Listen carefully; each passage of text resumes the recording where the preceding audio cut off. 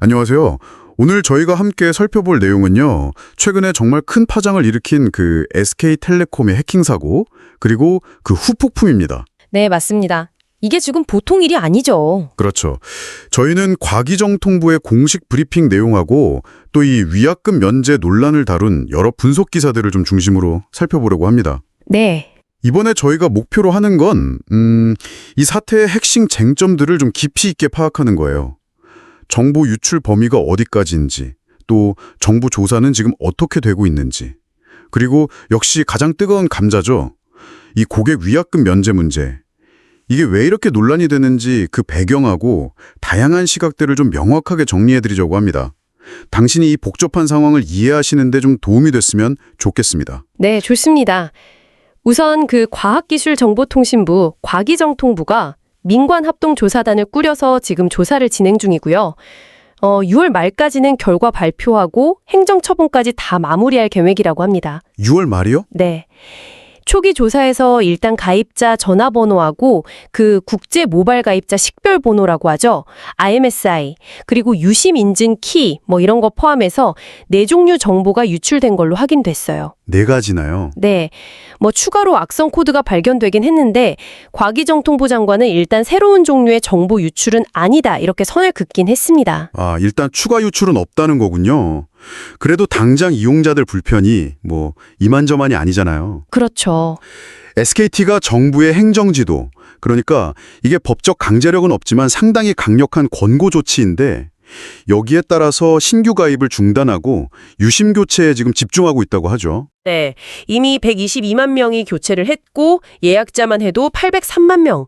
이게 정말 어마어마한 숫자입니다. 80만 명이에요. 와. 네, 그래서 유심 포맷이라는 방식도 도입하고 또 500만 개 유심을 추가로 확보한다고는 하는데 근데 알뜰폰 가입자까지 합하면 총 2,500만 개가 필요하다면서요? 맞습니다. 그러니까 이게 500만 개로는 탁도 없죠. 그래서 최소 2달 이상은 신규 가입 중단이 이어질 거다 이런 전망이 나오고 있어요. 2달 이상이요? 정말 답답한 상황이네요. 이런 혼란 속에서 역시 가장 큰 불씨는 위약금 면제 문제인 것 같아요. 네, 바로 그 문제죠. 이용약관에 보면 분명히 회사의 책임이 있는 사유로 해지하면 위약금을 면제할 수 있다 이런 조항이 있거든요. 네, 저도 봤어요. 근데 이제 SKT는 최대 500만 명이 이탈하면 위약금이랑 매출 손실 합쳐서 손실액이 7조 원에 달할 수 있다. 이러면서 경영상 심각한 부담이다. 이걸 이유로 사실상 면제는 좀 어렵자 이런 입장을 보이고 있는 거죠. 7조 원.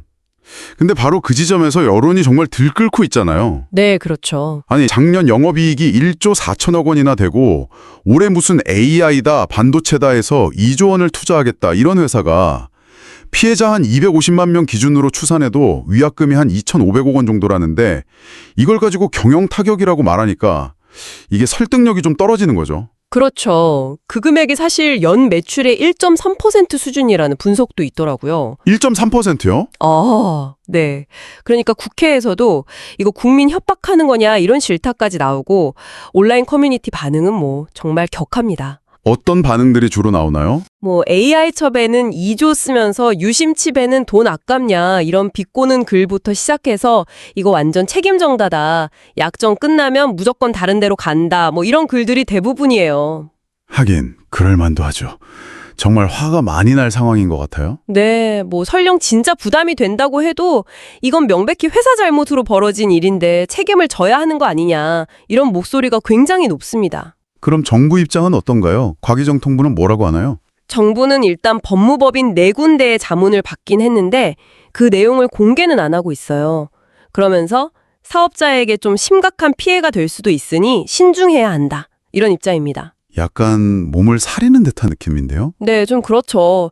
최종 판단은 일단 민관합동 조사 결과 나온 이후로 미루고 있어서 좀 소극적인 거 아니냐는 비판도 받고 있습니다.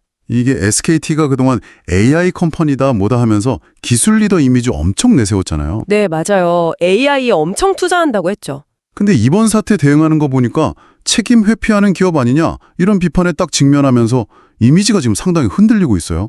ESG 경영이니 뭐니 하면서 사회적 책임 강조했는데 이것도 좀 약속이랑 다른 거 아니냐는 지적도 나오고요. 그렇습니다. 전문가들도 위기 상황에서 이렇게 비용 아끼려고 책임 회피하는 모습 보이면 단기적인 손실보다 훨씬 더 큰 그 신뢰 하락이나 장기적인 평판 손상을 가져올 수 있다 이렇게 경고하고 있거든요. 그렇죠. 위기 때 보면 그 기업의 진정성이 드러나는 법이니까요. 네.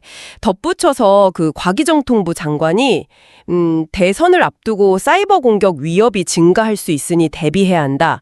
이러면서 국정원 중심의 어떤 범국가적인 사이버 보안 컨트롤 타워가 필요하다. 이런 언급을 했어요. 아, 이게 단순히 한 기업의 문제를 넘어서 국가 안보 차원의 문제로도 연결될 수 있다는 거군요. 네, 그런 맥락으로도 볼 수 있는 거죠. 자, 그럼 오늘 이야기 좀 정리를 해보겠습니다.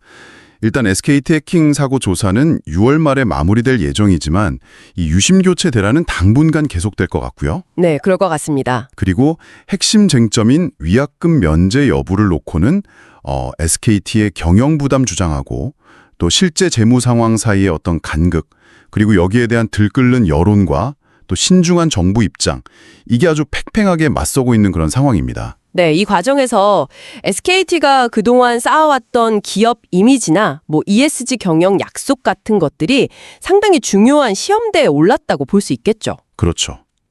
마지막으로 당신께 이런 질문을 한번 던져보고 싶습니다. 단순히 눈앞에 어떤 금전적인 비용 이걸 넘어서서 위기 상황에서 고객의 신뢰나 정보 보안 같은 중요한 가치보다 단기적인 이익을 우선하는 것처럼 비춰질 때 기업이 장기적으로 치르게 될 진짜 대가는 과연 무엇일까요? 생각해볼 문제네요. 네, 이번 사건이 이 디지털 시대의 기업의 책임이라는 게 과연 어디까지인가 당신에게 어떤 생각을 하게 만드는지 한번 고민해 보시면 좋겠습니다.